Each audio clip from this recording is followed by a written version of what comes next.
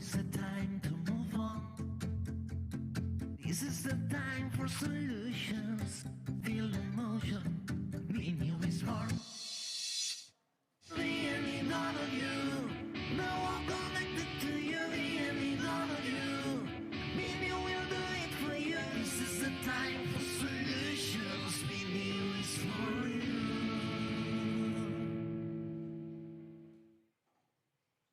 Buenos días. Seguimos impulsando la nueva economía desde el BNew, este evento B2B de siete canales conectados entre sí. Y ahora sí, es momento y es de recibo también, llega aquel momento del día que tenemos que agradecer a nuestros patrocinadores por seguir apostando por este gran evento de la nueva economía. A la Generalitat de Catalunya, l'Ajuntament de Barcelona, Barcelona Activa, la Diputació de Barcelona, AMB, el BBVA, CaixaBank e Ibercaja. Ya hemos hecho también el agradecimiento, seguimos hablando de sostenibilidad. Y ahora llega un panel muy interesante donde veremos cómo la sostenibilidad puede ser un concepto único, válido de la comunicación corporativa de aquellas empresas que deciden incorporarlo.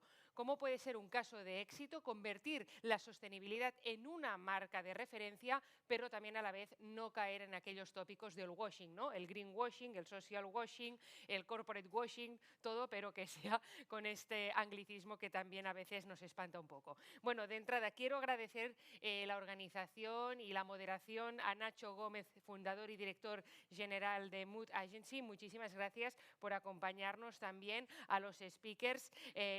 Nacho, perdona, lidera la primera agencia de eventos B Corp en España y ya lleva más de 14 años de trayectoria. Por lo tanto, será interesante ya solo partiendo de la base del moderador. Gracias. Gracias, Nuria. Pues sí, se dice pronto, 14 años ya. Bueno, en fin, yo tengo el honor de moderar hoy una mesa súper interesante en la que vamos a debatir sobre comunicación y sostenibilidad y comunicación y cómo desde la comunicación y el marketing nos enfrentamos a los retos que nos supone el entorno actual y las políticas de sostenibilidad. Para ello, cuento con un Dream Team, un espectáculo de panel con unos ponentes de primerísima orden que os los voy a presentar brevemente y empezamos a abrir melones, que habrá unos cuantos y a cuál más interesante.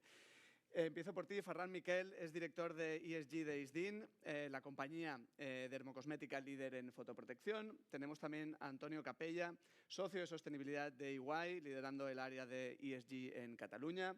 Tenemos también a Blanca López, que es la directora de comunicación y sostenibilidad de Arias, la compañía líder global en restauración y retail en el mundo de los viajes. Ella antes me decía: todos somos clientes. Vamos a ver cómo nos afecta eso. Y por último, y no menos importante, a Ferran Serrano, que es el director de Marketing, Comunicación y Sostenibilidad de T-Systems, la filial de digitalización de Deutsche Telekom. Empezaremos con uno de los grandes melones que tenemos todos entre las manos, los que nos dedicamos a estos. Y empezaré contigo, Ferran Miquel, porque me comentabas que tenéis ese reto en ISDIN precisamente de comunicar esas políticas de sostenibilidad que todos conocemos que lleváis a cabo hasta la extenuación sin caer en el greenwashing. Cuéntanos, por favor, cómo abordáis ese gran reto. Sí, muchas gracias, Nacho, y gracias por la invitación. Claro, el tema de la comunicación, hay dos elementos, uno que entraremos más tarde, supongo, que es el tema de la autenticidad y del rigor en todo lo que se explica y lo que se hace, pero también en ISDIN, cuando nos planteamos hacer una comunicación hacia afuera, siempre nos hacemos la pregunta, y nos la hicimos en su momento porque sabíamos que tendríamos este problema, ¿no? De, oye, ¿qué explicamos? ¿Cómo lo explicamos? ¿Cómo nos alejamos del greenwashing? Aunque no sea real, pero que no sea ni percibido, ¿no? Y entonces llegamos a la conclusión de que la pregunta que nos tenemos que hacer siempre, y es lo que a día de hoy seguimos haciendo, es preguntarnos por qué vamos a comunicar esto. O sea, ¿qué perseguimos al explicar, yo qué sé, ¿no? Lo que estamos haciendo para el cuidado de los océanos, o el ecodiseño de un producto, o lo que sea, ¿no? Y normalmente la respuesta suele ser que lo que estamos intentando es generar un movimiento. O sea, en ISDIN somos mucho de oye, hay que unir, hay que generar comunidad, ¿no? Y entonces, y una cosa donde se cristaliza muchísimo y se nota mucho que lo intentamos hacer así, es la comunidad Love ISDIN, ¿no? Que la tenemos al servicio precisamente de este propósito, ¿no? Entonces, cualquier comunicación que hacemos en el ámbito de la sostenibilidad siempre es además una invitación a que participes. O sea, por ejemplo, ISDIN ha recogido ya 500 toneladas de plástico del mar, de la mano de Gravity Wave, ¿no? Y entonces no solamente decimos, oye, hemos recogido 500 toneladas, que está muy bien, ¿eh? Y es cierto que las hemos recogido, sino que además invitamos a la gente a participar. Y oye, y si escaneas tus productos y consigues puntos en la oficina, los puedes dedicar a recoger más kilos de plástico. En plan, ayúdanos. Entonces, cualquier cosa que hacemos, insisto, intentamos que se convierta en una invitación. Y eso así nos aseguramos que no estamos haciendo un greenwashing, sino que al contrario, ¿no? Estamos intentando hacerlo incluso más grande si se puede, ¿no? Me parece súper interesante. Los que nos dedicamos a esto desde hace años estamos viendo un montón de políticas, de iniciativas de estas grandes compañías que realmente se creen su propósito.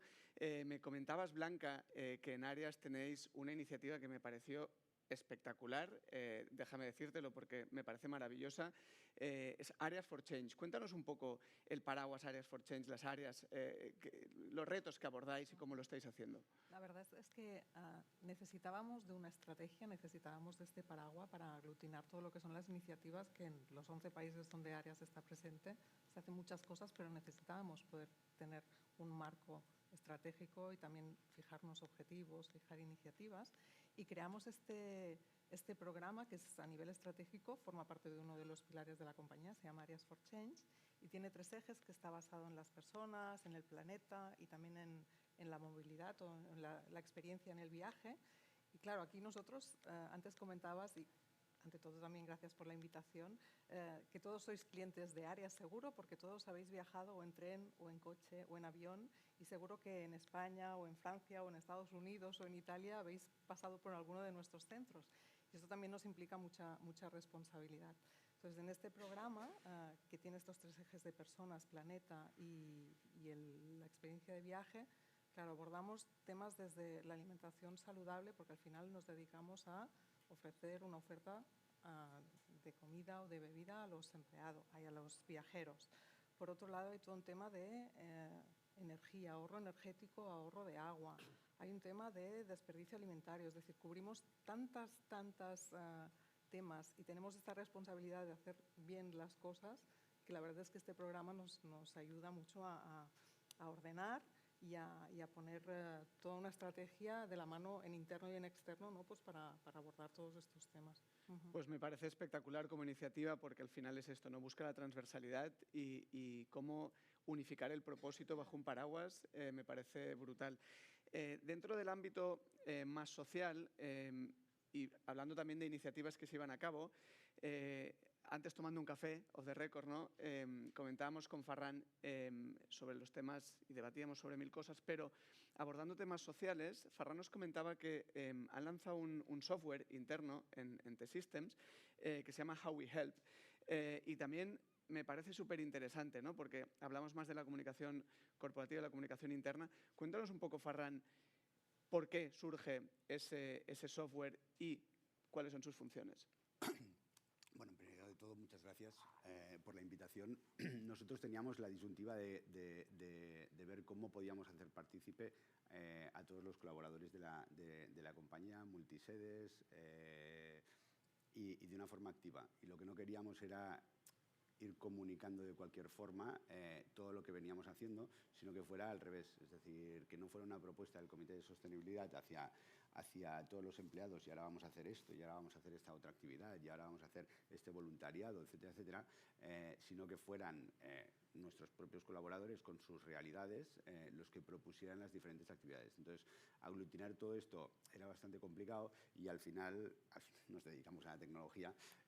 Lo que era fácil para nosotros era crear un marketplace donde todos los empleados pudieran hacer sus propias propuestas. Desde la compañía poníamos un pack de horas, es decir, ahora no recuerdo si son 5.000, 6.000, 7.000 horas, no me acuerdo cuántas son, donde la gente puede apuntarse a diferentes actividades utilizando esa bolsa de horas y luego además poniendo por parte de la compañía dinero en aquellas acciones que son más votadas. Entonces es un poco democrático. Y al final, pues yo qué sé, desde enfermedades raras, porque tenemos compañeros que tienen familiares con enfermedades raras, pues hemos apostado mucho por las enfermedades raras. El tema de leucemia en oncología infantil, pues en Vallebrón, por ejemplo, pues hicimos una sala entera en la nueva área de Vallebrón. Todo esto por iniciativas que al final todos nuestros compañeros nos ponían en el marketplace, se votaba entre el resto de colaboradores y al final salían. Entonces, es una forma de democratizar y de comunicar en lugar de in-out. Me parece espectacular. Fijaros que en un momento ya hemos visto 3 compañías, ¿no? Al final de diferentes industrias y cómo ellas están abordando estos grandes retos y cómo lo están comunicando para afuera, para adentro y cómo están vinculando o integrando a los diferentes stakeholders. Hay una parte, todo esto tiene mucha luz y es muy bonito, hay una parte un poquito más gris, a lo mejor podríamos decir, que es la regulación de todo esto, ¿no? Es decir, a nivel regulatorio, y ahí me dirijo a ti, Antonio, desde EY, ¿cómo veis esta regulación? ¿Creéis que está ayudando de una forma positiva a la comunicación dentro de todas estas iniciativas? Cuéntanos tu opinión, por favor. Muchísimas gracias y reitero el agradecimiento por haber sido invitado a este fantástico evento.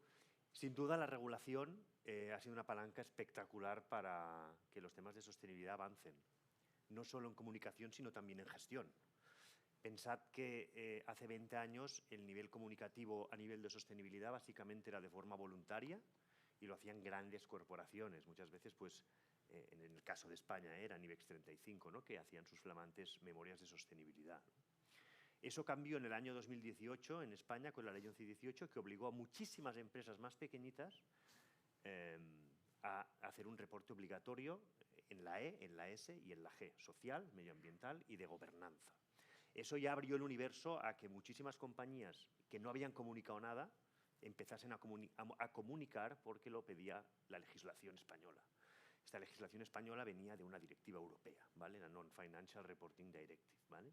Y eso abrió el reporting a empresas de más de 250 empleados y más de 40 millones de facturación, es decir, miles de compañías que además tenían que someter ese informe de sostenibilidad o estado de información no financiera a una revisión por un tercero independiente, o sea, a auditarlo de la misma manera que se hace con las cuentas. Eso fue un gran paso, eso fue un paso muy importante porque además de muchas empresas comunicando temas, además tenía que haber un tercero independiente que dijera que esa información era buena, y ahí es donde también las firmas de auditoría entramos en ese círculo como parte interesada en todo ese proceso, dando garantía de que la información era buena. Esto que os cuento de la Ley 1118, luego aparece la CSRD, que es una nueva normativa europea de reporting, que es la Corporate Sustainability Reporting Directive, donde ahí también se amplía muchísimo el espectro de información a reportar y que actualmente se encuentra en fase de revisión por Europa para ver exactamente qué información se considera que debe ser material para las compañías. Hay un tema que también es importante, que es la taxonomía europea. Y la taxonomía lo que dice, señores, no puede ser que todo el mundo diga en sus reportes de sostenibilidad que son las empresas más verdes del mundo y del sector. Entonces se genera la taxonomía, la Green Taxonomy, que ahí se define con una serie de KPIs cuán potencial tengo yo como empresa de ser sostenible y cuán sostenible soy realmente. Y eso son unos conceptos un poco técnicos que no entraré, que es lo de la elegibilidad y el alineamiento en tema de taxonomía, ¿vale? Eso también va en la línea de decir, oye, ya está bien de que todo el mundo seamos verdes, vamos a intentar, porque es complejo, poner negro sobre blanco, ¿no? Y después, el año pasado, en el 24, se aprueba la directiva contra el greenwashing, ¿vale? Que esto sigue intentando poner orden en todo esto. Esta directiva tiene que ser traspuesta a legislación española antes de marzo de 2026 y debe aplicarse antes de septiembre de 2026.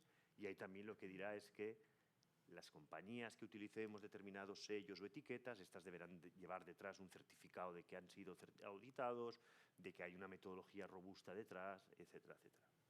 Con lo cual, hay un contexto regulatorio divertido, en plena ebullición en Europa, porque va sufriendo cambios, pues como sabéis, la geopolítica global está divertida y compleja y hay muchas presiones, y en Europa se está intentando legislar hacia todo este tema de la transparencia y de la información transparente y veraz. Qué complejo, porque adaptar compañías tan complejas como estas a estos criterios, a estas velocidades, ostras, me parece una auténtica quimera, ¿no? Y ahí abriríamos otro melón sobre si realmente regular tanto y tan rápido beneficia o no beneficia, y los esfuerzos que se ponen van en una dirección o en la otra. Ferran, hablando de auditorías, transparencias y demás, para vosotros en ISDIN, ¿Qué importancia tiene la transparencia y esos datos verificables en toda vuestra narrativa de comunicación? Pues es lo que comentaba al principio, ¿no? Muchísima. Por cierto, tengo al lado al que era auditor, ha sido auditor de ISIN durante muchos años, por cierto. Lo digo porque cualquier cosa que diga es cierta, ¿eh? Y si él lo dirá, no, esto no es Sin cierto. duda. La cuestión sobre el tema de la auditoría, ¿eh? O sea, es así. Es crítico que todo lo que digas sea robusto, ¿no? Y sea cierto. De hecho, en ISDIN nosotros nos sometemos cada año a 4 y según qué año 5, por Vicor, que tú lo sabes bien, verificaciones externas, ¿no? Por certificaciones, por el estado de información no financiera, por el marco de financiación. O sea, nos sometemos a muchísimas. Parece que, no, en realidad hay muchísima gente externa, ¿no? Controlando todo lo que decimos y lo hacemos deliberadamente, ¿no? Porque también, pero ¿qué pasa, eh? Y conectándolo con la comunicación. Yo lo veo, hago un símil que creo que es muy bueno, es como un edificio, ¿no? O sea, al final los cimientos tienen que ser muy sólidos, aunque no los enseñes. Porque claro, la mitad no, el 95% de las cosas que hacemos no las explicamos hacia afuera. Porque en el fondo es una parte de que la gente ya cuenta con ello, ¿no? O sea, que ISDIN gestione bien su huella de carbono, que ISDIN gestione bien a sus empleados, ves lo que se espera, o sea, faltaría más, ¿no? Pero tiene que estar bien hecho. Entonces, por eso ahí está la importancia de que un tercero independiente te diga, oye, esto es cierto, estos señores lo hacen bien, lo hacen mal o lo que sea, ¿no? Y además eso es lo que te permite después hablar de lo que realmente crees que tiene sentido explicar, ¿no? En nuestro caso lo de, oye, recuperar mares y océanos o luchar por un futuro sin cáncer de piel. Claro, no tendría sentido que dijera, vamos a recuperar mares y océanos y por el otro lado, pues no ecodiseñara productos, ¿no? Entonces, bueno, es todo parte de lo mismo, pero ya insisto, o sea, la parte de los cimientos tiene que estar muy, muy bien, ¿no? Y es clave. Y por eso, ya digo, y me encanta, ¿no? El dato y tal, en fin, yo soy ingeniero, es muy importante, pero ya digo, por cuánto te da pie a luego explicar lo que realmente es importante, ¿no? Totalmente. Gracias por la aclaración. Está muy bien que tengamos aquí al auditor, Efectivamente. porque nos da veracidad. Blanca, también hay otro de esos melones que siempre están en boca de todo el mundo, que es el coste que supone llevar a cabo todas estas políticas, ¿no? Y siempre nos preguntamos si es una oportunidad estratégica o si es una amenaza, si realmente vale la pena el coste-oportunidad. ¿Cómo lo veis vosotros desde Áreas? Aquí ha habido toda una evolución interna, porque es verdad que está muy claro y ahora lo vemos como una estrategia, pero hasta ahora se percibía, es un tema de reporting, únicamente reporting, auditoría interna y hacer esta evolución hacia, ostras, tenemos muchas cosas y una historia bonita que contar y que queremos explicarlo. Es todo un reto como compañía. También es verdad que un poco a raíz de lo que comentabas, las regulaciones en el fondo nos han ayudado a activar todos estos temas que a lo mejor estaban en el cajón y nos ha ayudado a levantar la mano y explicar iniciativas que estamos poniendo en marcha. Pero en cualquier caso, tenemos que percibirlo no como un coste, sino que es una inversión en las personas, cuando tienes políticas de igualdad, de diversidad, de inclusión, cuando haces programas de voluntariado, cualquier actividad que hagas, cuando haces formación, cuando estás invirtiendo en tus empleados o en el planeta, estás invirtiendo en algo en positivo, con lo cual el impacto positivo que tienes, también queremos contar lo que hacemos, debemos explicarlo y tenemos esta obligación también y esta responsabilidad como empresas, yo creo, a nivel social. Absolutamente, no puedo estar más de acuerdo. Al final es un deber casi moral, ¿no? Llevar a cabo estas iniciativas y, por tanto, es una pena que sea una diferenciación a día de hoy todavía, pero desde luego que si estás haciendo las cosas bien,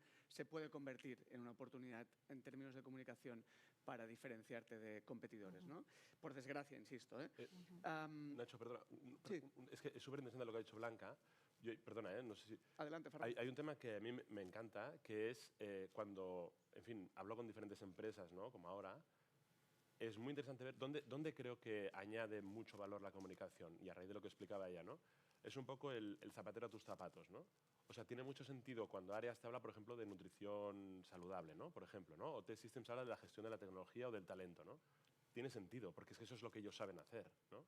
Y es ahí donde realmente, por lo que dices, ¿no? También la frustración esta, ¿no? Hacemos muchas cosas, pero al final tenemos que hablar, pero ¿qué decimos tal? Claro, ¿dónde añades valor realmente? Pues, ostras, en lo que tú eres bueno, ¿no? O sea, y por ejemplo, ISDIN, ¿tiene sentido que hable de la fotoprotección y del cáncer de piel? Pues es que es de lo que sabemos, de aquí vamos a hablar, ¿no? Entonces, bueno, no sé, solamente que es una cuña un poco quizás tonta, No, me pero encanta es muy esa interesante cuña. ver cómo Súper. hay que hablar de lo que sabes, ¿no? Y ahí está el... Súper interesante, súper. Y ya ya que te nombran, Ferran, hablamos de, tú estás en T-Systems dirigiendo el departamento de marketing, comunicación, sostenibilidad de una empresa muy grande, que está presente en un montón de países, ¿no? ¿Cómo gestionáis todos los temas de sostenibilidad y comunicación de sostenibilidad entre los diferentes países? ¿Cómo podemos? No, no, lo que vengo a decir es, al final, nosotros pertenecemos al grupo Deutsche Telekom y Deutsche Telekom son 225.000 empleados por todo el mundo, con unas capacidades infinitas que nosotros evidentemente ni tenemos ni vamos a tener. Entonces, hay una parte de reporting muy tediosa, porque al final Deutsche Telekom, que está en el Dow Jones Sustainability Index, etcétera, etcétera, tiene unas exigencias brutales que al final nosotros, que somos, déjame decir, muy pequeñitos, si nos comparamos, o sea, la Local Business Unit, no de Deutsche Telekom, de T-Systems en España, nos cuesta mucho seguir el ritmo y al final ellos tienen unos timings, unos reportings brutales. Para eso, hablando de tecnología, creamos un software que se llama Sira, que lo que hace es recoger todos los datos.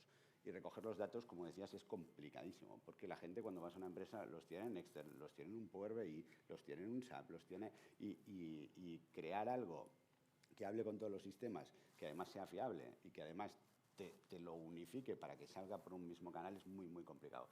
Todavía no lo tenemos del todo solucionado, o sea, estamos en vías de... Pero lo que hacíamos antes a cómo lo hacemos ahora, entonces al final lo que necesitas es un marco, un estándar que iguale como mínimo la captación de ese dato, para que ese dato sea veraz y que además pueda ser después auditable. Para una empresa o un monstruo como Deutsche Telekom, en el buen sentido de la palabra, porque al final ellos sí que tienen el propósito. Es decir, nuestro claim a nivel déjame decir, sostenibilidad amplio es conectar a los desconectados. O sea, y al final una gran telco, conectar a los desconectados, bueno, pues tiene 1000 vértices, esta gran frase o este propósito, y todo el tema de dato, de regulación, etcétera, etcétera, tiene que ir enfocado a cumplir con este propósito.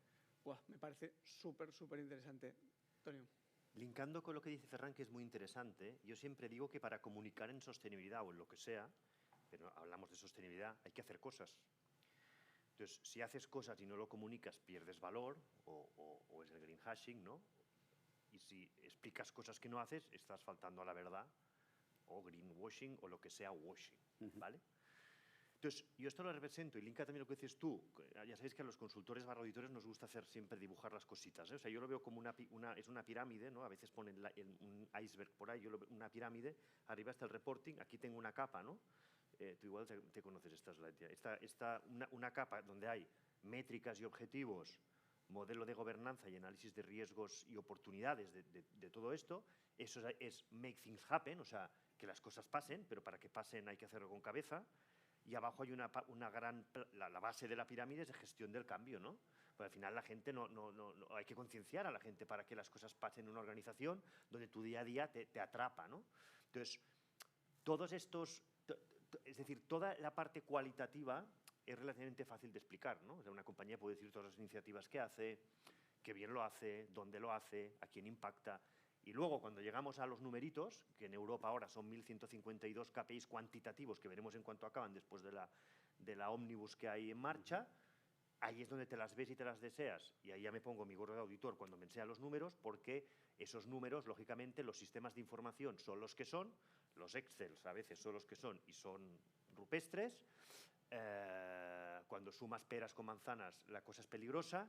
Entonces, por eso, para mí, los dos grandes retos de las compañías que tenemos todos entre manos son dos, a nivel de KPI cuantitativo.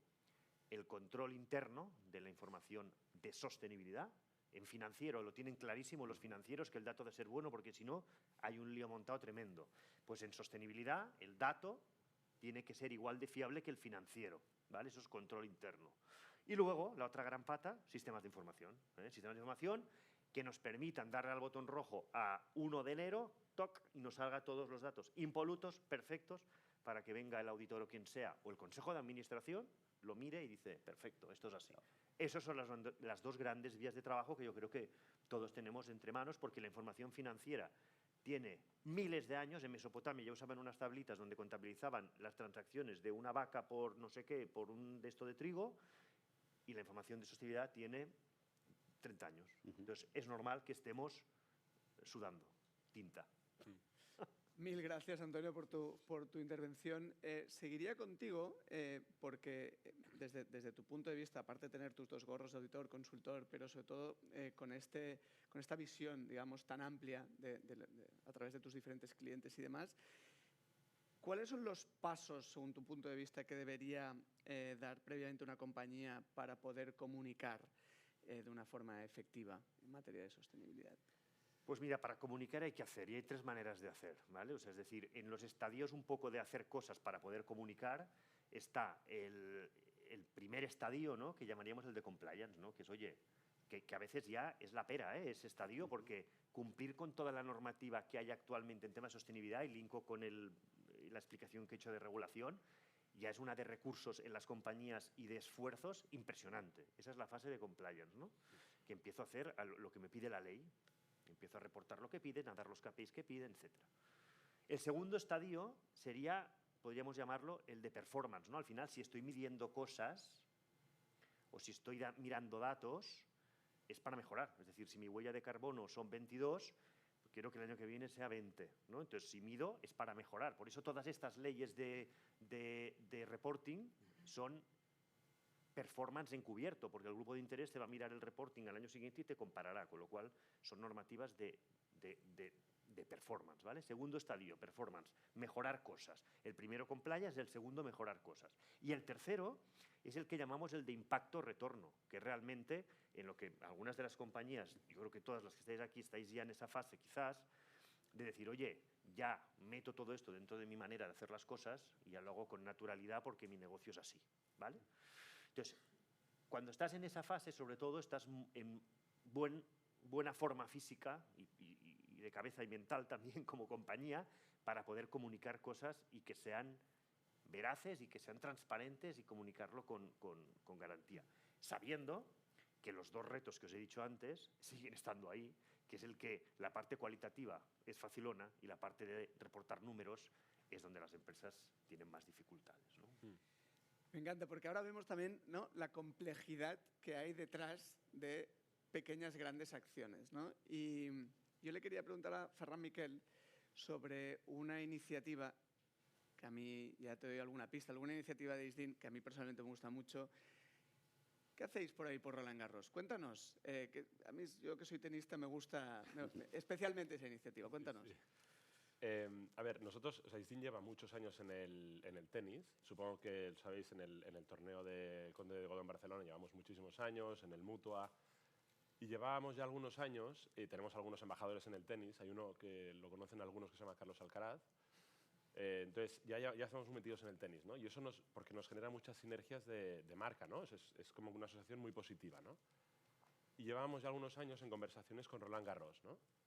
Entonces, bueno, y habían negociaciones de todo tipo y tal. Y entonces, al final, una de las cosas que se habló con el equipo de Roland Garros es que ISDIN, una de las condiciones o de las iniciativas que quería implementar cada vez que apoyaba un torneo era el asegurar que eso servía para servir a su propósito, a nuestro propósito, ¿no?, que es el de un futuro sin cáncer de piel, ¿no? Y eso se traslada, pues, por ejemplo, se hacen unas jornadas con los ball boys, donde se les enseña cómo aplicar la fotoprotección, tal, y viene Carlos Alcaraz o el tenista que sea, ¿no?, y les explica y tal, bueno, en fin.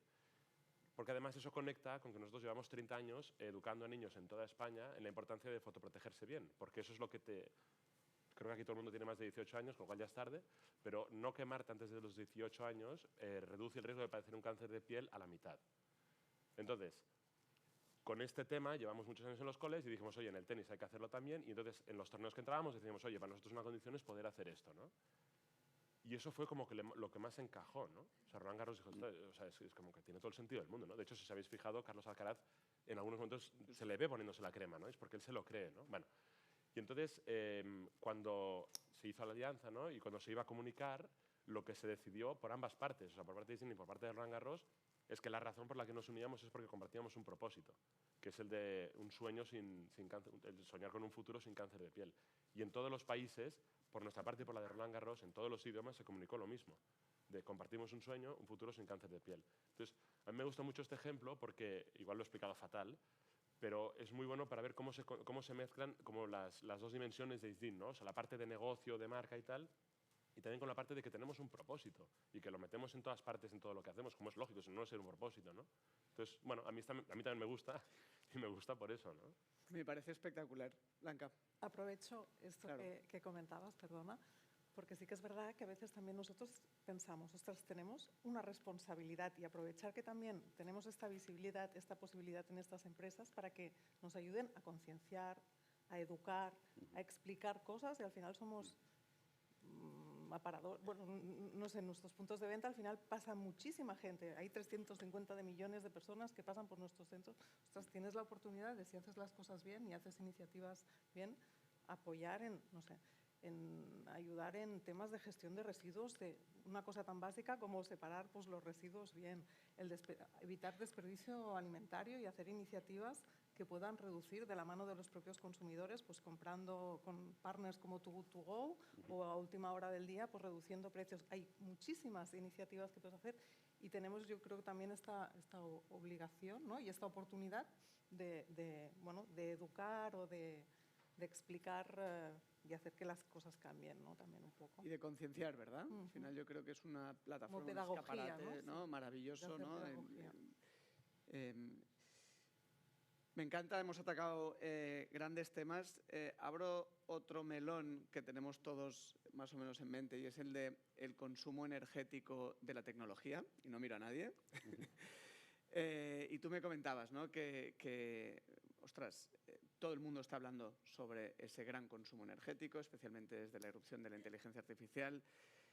Cuéntanos vuestra visión desde T-Systems. ¿Cómo abordáis este gran reto? Es complicado, ¿eh? Porque invirtiendo, evidentemente, pero tienes que ir a la base. Es decir, antes de la inteligencia artificial lo gestionábamos de una manera, ahora lo tienes que gestionar de otra. Es decir, cómo creas esos algoritmos para que esos algoritmos de alguna manera consuman menos, o sea, yendo a la base, te evitará después un consumo brutal en el CPD. El CPD, evidentemente, o sea, el data center, perdón. Para los profanos de la materia. Perdona. En los centros de datos. Los centros de datos al final es... O sea, ¿Cómo es un centro de datos? Un centro de datos para los curiosos. es una cosa muy fea, una caja con un montón de máquinas dentro que consumen un montón de energía, que además tienen que estar continuamente refrigeradas, con lo cual a más velocidad de procesamiento, más energía consumes, más frío necesitas, con lo cual es un pez que se muerde la cola. Por eso aquellas noticias que habíamos leído alguna vez en Siberia ponen un CPD porque abren la ventana y evidentemente pues necesitan mucho menos para refrigerarlos, pero los que los tenemos por aquí la realidad es diferente. Y luego además las inversiones que puedas hacer no se repercuten. Es decir, nosotros este año hemos invertido más de $500.000 de euros en poner placas solares. Estas placas solares pues a lo mejor representan un 5% o un 4% del consumo. Es decir, que son inversiones a largo plazo y que además nunca vas a acabar de rentabilizarlas, pero que tienes que hacerlas, porque si no haces nada, al final volvemos otra vez al pez que se muerde la cola. Y esto, ahora estamos viendo la punta del iceberg. O sea, ChatGPT, que al final lo tenía todo abierto y cuando eras premium tenías 20.000 tipos de procesamiento, lo ha capado porque es que no puede pagar la energía que consume el GPT Pro, en el que haces el análisis deep dive de cualquier cosa, te hacía un consumo energético tan brutal que ellos mismos han tenido que limitarlo. Entonces, esto lo vamos a ver y vamos a ver cómo se gestiona hasta que llegue la cuántica, que la cuántica lo que va a hacer es un CPD que ocupa miles y miles de metros cuadrados en una cajita de este tamaño, pero todavía estamos muy lejos. Qué interesante. Toni, tú que tienes un montón de clientes que seguro que tienen estas problemáticas, ¿cómo ves esta situación? ¿Cómo ves la irrupción de la inteligencia artificial? Porque luego también se abre el debate de esta gente que nos preocupa tantísimo el generar impacto positivo y estamos todo el día luchando con eso, pero tenemos ChatGPT abierto constantemente y consultando, ¿no? Es decir, por un lado, ¿cómo veis desde EY esta irrupción de la inteligencia artificial en temas de consumo y luego en temas de usabilidad? A ver, yo creo que al final, bueno, nosotros desde las firmas de grandes firmas multinacionales, ¿no? De consultoría y de auditoría, nosotros al final el tema de la inteligencia artificial nos está ayudando muchísimo a la hora de realizar nuestro trabajo, ¿vale? Porque nosotros, claro, tanto en la parte de auditoría como de consultoría, todo el tema de aprovecharse de informaciones y de esa inteligencia artificial, hemos creado nuestro propio chat GPT a nivel mundial, invirtiendo no sé cuántos miles de billions no me sé la cifra, pero una barbaridad, porque lógicamente nosotros tenemos que operar en un entorno muy seguro y con información que no pueda salir, ¿no? El debate, claro, lógicamente está abierto, que ya ocurría con Google. ¿Os acordáis cuando decías, no, cada clic de Google que haces significa no sé cuántas emisiones, no sé dónde? Nosotros al final, a nivel global, también estamos haciendo tenemos un programa en marcha de primero cuantificación y después minimización y ver de optimizar todo ese proceso, ¿no? Pero para nosotros la inteligencia artificial en nuestro sector está jugando y va a jugar un rol muy, muy relevante. A veces con eso los clientes nos dicen, bueno, entonces nos bajaréis el precio, ¿verdad? Que sois muy caros vosotros, porque ya lo hará la máquina. Digo, no, eso no funciona así.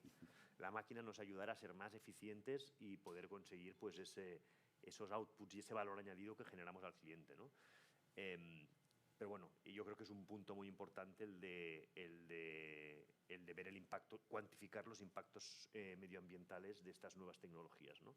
Sabiendo, siendo conscientes de que el tema de la sostenibilidad es la E, la S y la G. Y muchísimas veces nos olvidamos de la S y de la G, ¿vale?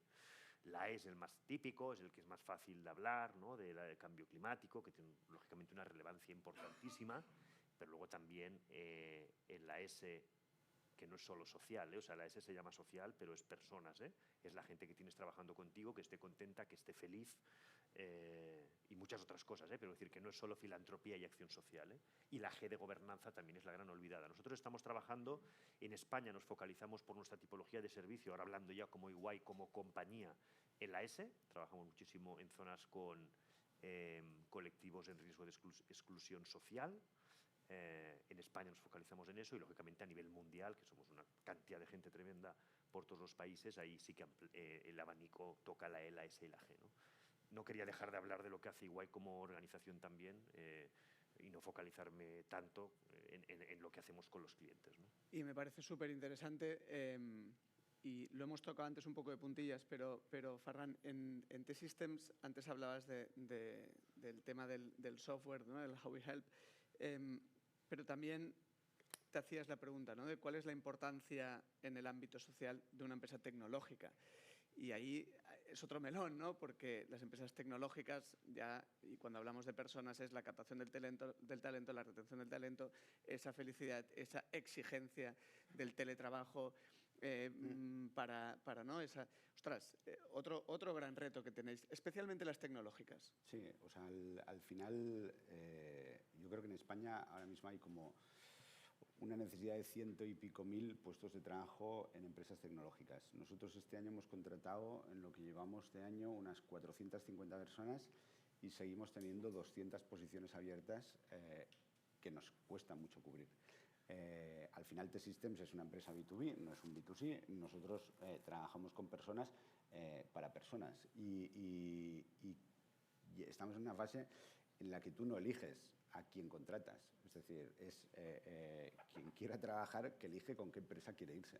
Entonces, o tienes un propósito muy claro y tienes un storytelling muy real, es decir, no vendes humo, o si no, quizás lo engañes durante 6 meses, pero a los 3 meses cualquier técnico se te va a ir, cualquier ingeniero de sistemas se te va a ir, es decir, al final se pasan a Accenture, se pasan a cualquiera, es decir, y la única cosa de la que podemos realmente estar orgullosos en cuanto a cómo comunicamos, cómo hacemos las cosas, es que nosotros tenemos una attrition, o sea, del 5%, que en nuestro sector, el sector tecnológico, es probablemente de los ratios más bajos que hay.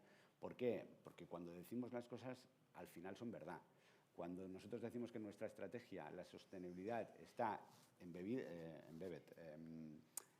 metida dentro de la propia estrategia, es cierto. Y nosotros la estrategia la resumimos en Love, Wow, Grow.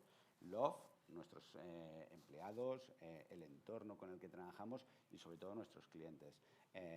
Wow, tenemos que sorprender. O sea, y nuestra función es, oye, no hacer las cosas de la misma manera y Grow, evidentemente, la base de la sostenibilidad es el crecimiento, es los resultados también. Y yo creo que esto lo resuelven muy bien. Y en los Targets Agreements, en los objetivos de la gente, están indicadores de sostenibilidad. O sea, no solo están indicadores financieros, sino que tenemos una serie de indicadores. Y cuando decía de cómo comunicamos, al final hablábamos de, antes en el café, de enseñarle a la gente, de intentar que la gente, oye, hiciera las cosas de una forma diferente. Nosotros, dentro de los objetivos, por ejemplo, que pusimos el año pasado, había una formación específica en sostenibilidad. Y teníamos que llegar a un número de personas que hicieran esa formación y si no, no se cobraba ese objetivo. Oye, lo superamos con muchas creces, cosa que dije, bueno, bien, ¿sabes? Porque era un poco arriesgado, digo, a mí me van a cortar en el comité ejecutivo el cuello como no lleguemos. O sea, pero sí, lo superamos y con muchas creces porque la gente además lo decía. Y lo del altavoz, o sea, nosotros comunicamos poco porque ya son las 4.000 personas que trabajan en T-Systems las que están todo el día en LinkedIn, oye, poniendo una foto, explicando lo que hacemos. Y eso para mí, o sea, tiene muchísimo más valor que venga yo desde un área corporativa a decir, oye, pues mira, qué bien. O con el comité ejecutivo haciéndonos la foto en cualquier... Al final son ellos.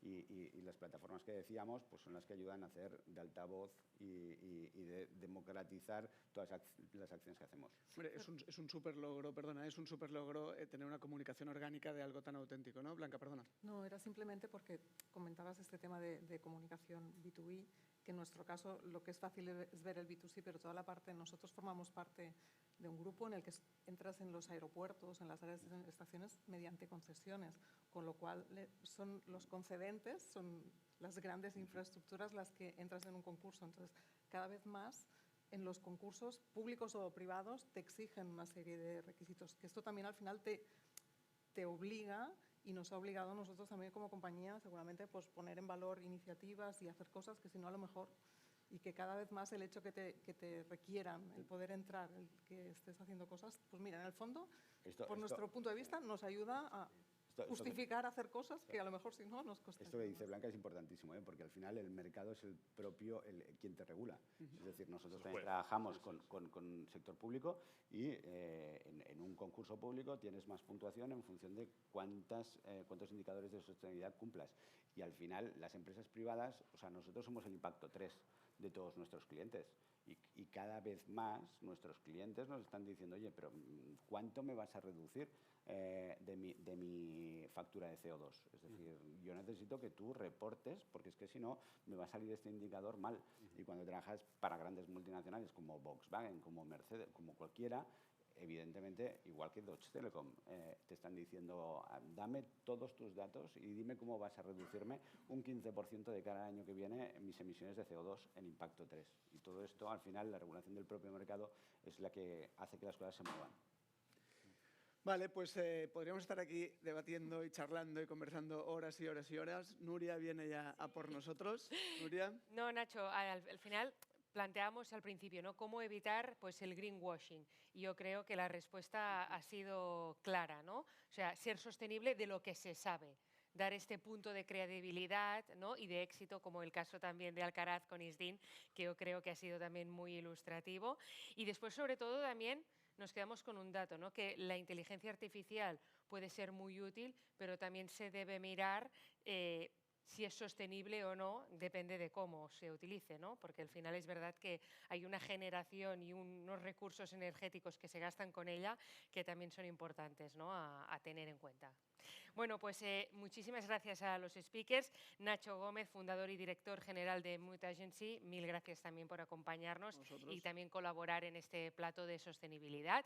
Hacemos una breve pausa, seguimos hablando precisamente de esta economía circular, esta economía verde y pondremos el punto en el corporativismo, cómo también ser sostenibles desde este punto de vista, no solo comunicativo. Muchísimas gracias. Barcelona, vibrante y emprendedora, posicionándose como una de las ciudades favoritas para los profesionales tecnológicos. Con este espíritu nace el Distrito 4.0. Como sede de un genuino ecosistema tecnológico internacional, reúne proyectos punteros en robótica, impresión 3D, inteligencia artificial, IoT, nanotecnología y sensórica, en una de las mayores zonas productivas de Europa. Anticipamos el qué el dónde y el cómo reinventamos. Consorci de la Zona Franca de Barcelona.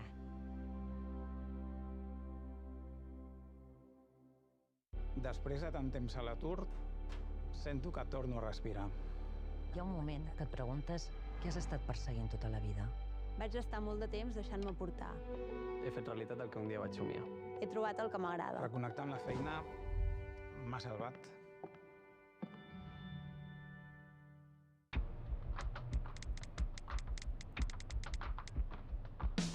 Mirant la teva llum, sentint la teva olor, conèixer els secrets guardats als teus racons, sense anar més lluny, sense anar més lluny, Barcelona és molt més.